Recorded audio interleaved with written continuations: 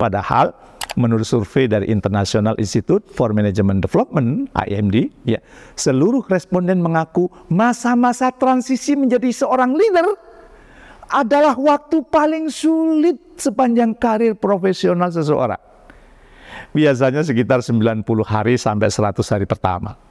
Di momen kritikal ini, Anda tentu sedang mencari tahu bagaimana memulai menjadi seorang leader yang baik.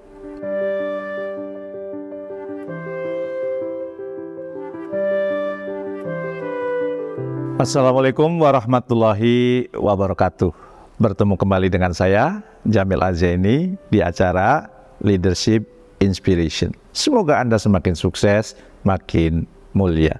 Harta tahta kata cinta Anda semakin berlimpah, dan di saat yang bersamaan, harta tahta kata cinta Anda memberi manfaat buat orang-orang sekitar Anda. Pemirsa, di sesi kali ini saya ingin mengajak Anda bernostalgia.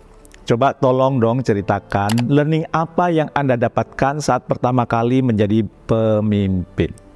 Kalau berkenan, tulis di kolom komentar supaya menjadi pembelajaran buat yang lain. Boleh yang non formal atau yang resmi, ya, seperti memimpin proyek atau tim di kantor. Kenapa saya meminta Anda untuk sharing? Biar nggak melulu saya yang sharing, ya.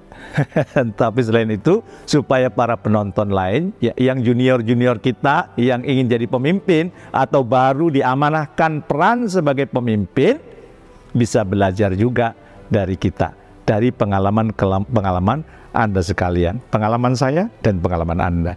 Asik kalau begitu kan? Saling berbagi pengalaman itu akan mempercepat proses lahirnya pemimpin-pemimpin baru. Kalau saya masih ingat, ya, saat saya diminta memimpin Direktorat Pendayagunaan Dompet Duafa, ya, saya diminta membuat program-program yang masterpiece, program unggulan yang belum dikerjakan lembaga lain, ya. Selain belum dikerjakan lembaga lain, ya, susah ditiru oleh lembaga lain. Deg-degan muncul, rasa khawatir berkecamuk dalam pikiran saya. Dan saya pernah mengajukan program yang menurut saya sudah masterpiece. Namun dikomentari oleh pimpinan saya ketika itu, dia ngomong begini, "Jamil, ijazah kamu dari IPB itu asli atau enggak sih? Membuat program kok kayak bukan pikiran sarjana, IPB lagi." Mak jelep menusuk hati saya. Akhirnya saya berusaha sekuat tenaga, berusaha dengan keras merancang program-program agar benar-benar masterpiece yang belum dilakukan orang lain dan memberikan dampak yang besar bagi pemetik manfaat, bagi orang-orang yang terlibat. Alhamdulillah, saya berhasil dan merancang masterpiece, dan meski saya sudah keluar dari Dompet Duafa 18 tahun yang lalu, ya, program-program tersebut masih berjalan hingga hari ini. Bahkan saya kadang-kadang berkeliling ke program-program tersebut, bertemu dengan orang-orang yang dulu saya bimbing, dengan orang-orang yang dulu saya kembangkan. Waduh, ingatan itu rasanya masih membekas di hati saya, ya. Makanya saya semangat banget kalau ada anak muda yang datang ke saya dan sharing sharing bagaimana perjalanan mengawali diri menjadi seorang leader. Mulai diberi amanah, ya, punya anak buah, bingung, pasti raba-raba apa yang harus dilakukan. Beberapa merasa cemas, beberapa merasa stres karena meeting yang datang bertubi-tubi, ya. Ada juga yang sebenarnya belum cukup mengenal timnya, belum cukup mengenal anggota timnya, bingung dia, ragu dia, deg-degan dia, khawatir bercampur menjadi satu. Tapi itu menarik kalau kita simak, menarik kalau kemudian kita ambil hikmah. Terlebih lagi, ternyata tidak sedikit, ya, yang sudah mendapat jabatan dan tanggung jawab sebagai leader, tapi nyatanya belum dapat pelatihan, belum dapat pembekalan, belum dapat ilmunya bagaimana menjadi seorang leader. Survei dari Global Force terhadap para manajer di Amerika Serikat membuktikan hampir setengahnya atau sekitar 47% ternyata belum mendapatkan training apapun saat mereka diamanahkan sebagai leader baru.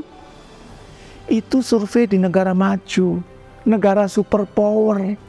Ternyata 50%, hampir 50%, yaitu 47% tadi, belum mendapat pembekalan untuk menjadi seorang pemimpin. Bagaimana kalau survei ini dilakukan di Indonesia? kemungkinan besar hasilnya jauh lebih tinggi. Pemimpin tapi belum tahu ilmu kepemimpinannya. Padahal menurut survei dari International Institute for Management Development (IMD), ya, seluruh responden mengaku masa-masa transisi menjadi seorang leader adalah waktu paling sulit sepanjang karir profesional seseorang. Biasanya sekitar 90 hari sampai 100 hari pertama. Di momen kritikal ini, Anda tentu sedang mencari tahu bagaimana memulai menjadi seorang leader yang baik, menjadi seorang leader yang top markot top. Di sisi lain, stakeholder Anda semakin banyak nih. Ya, tanggung jawab Anda tentu bertambah. Dan semua itu dalam satu waktu yang sama, Anda menghadapi banyak orang, menghadapi dunia yang baru. Nah, sang leader baru harus paham betul tuh permasalahannya. Bisa mengidentifikasi apa yang perlu diselesaikan segera dan gimana dampaknya terhadap tim, departemen, dan juga perusahaannya. Tapi tenang, Anda masih baru ya, bagi Anda yang pemimpin baru, jadi jangan terburu-buru. Atur ritme kerja Anda, beri ruang agar Anda tetap bisa mindful terhadap maksud dan tujuan dari setiap aktivitas Anda. Supaya Anda tidak keblinger dengan peran baru Anda. Saya mau share prinsip-prinsip dasarnya ya, supaya kemudian menjadi bekal Anda, terutama kepada para pemimpin baru, agar kemudian Anda mendapat pembekalan lah, walaupun singkat, tapi mudah-mudahan menginspirasi. Yang pertama, membuka diri adalah langkah awal terbangunnya chemistry team.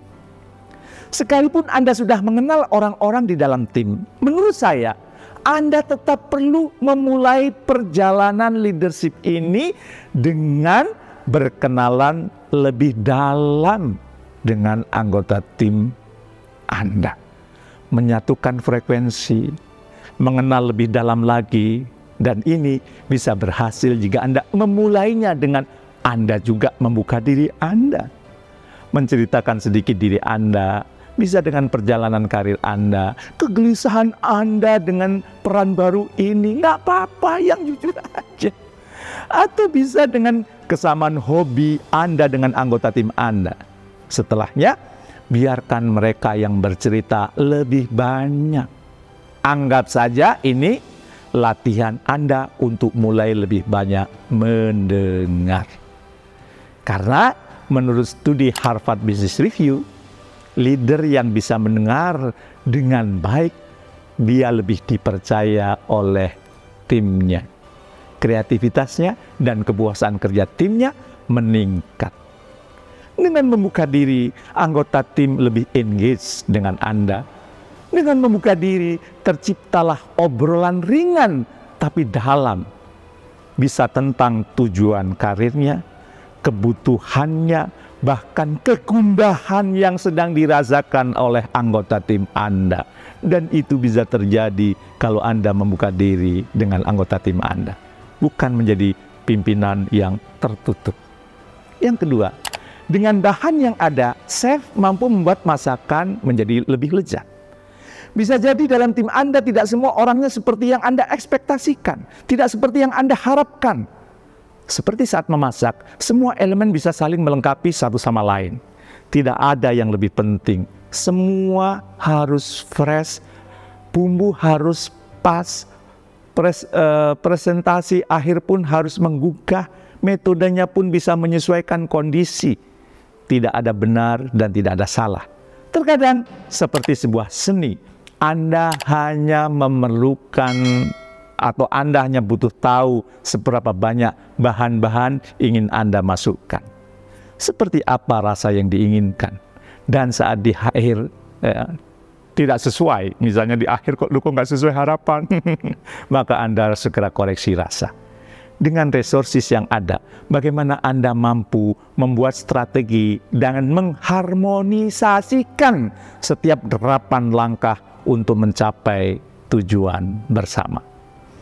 Kalau saat masak, chef punya bayangan rasa yang ingin dibuatnya, maka Anda sebagai leader perlu tahu kriteria keberhasilan tim Anda, rasa yang ingin Anda rasakan ketika memimpin tim Anda. pastikan semua mengerti juga. Dan jika ternyata di akhir meleset atau tidak sesuai, Anda perlu membuat keputusan agar selanjutnya ada perbaikan. Asik kan kalau gitu? Yang berikutnya, yang ketiga, tetap buka pintu Anda terbuka. Maksudnya apa? Di awal-awal masa transisi, pasti kebingungan datang bukan hanya dari Anda, tapi ya bisa juga dari tim Anda. Nah, lebih baik buat terstruktur mungkin dan selesaikan isu sebelumnya sejak awal Anda menjabat.